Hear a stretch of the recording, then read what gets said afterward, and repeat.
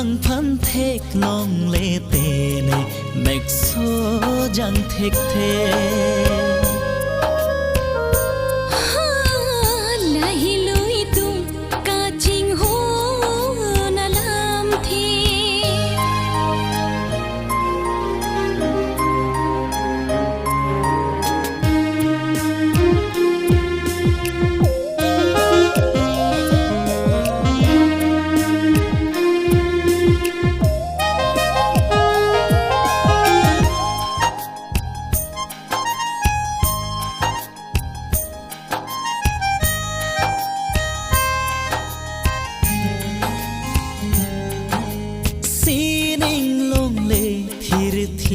ason si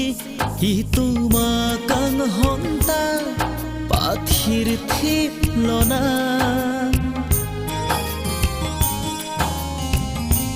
kang honang poson ka jadi ni sing karo gontai tuma kayalo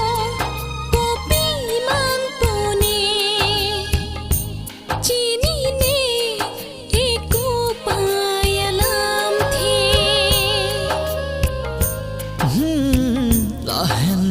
tum ka ching hon anam the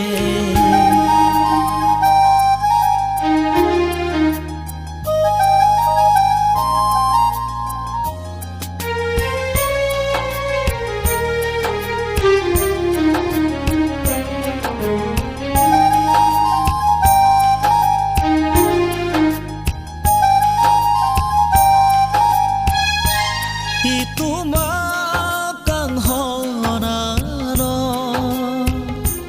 ranam doji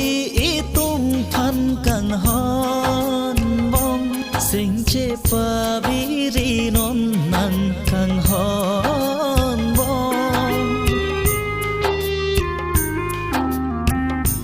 bailam pu soli ko pai tang luti ni sing vi karong chi pu the thelo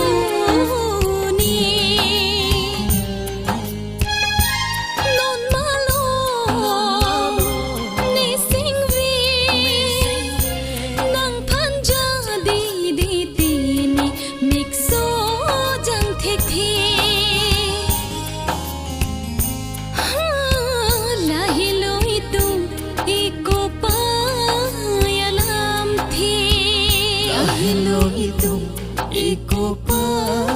yalam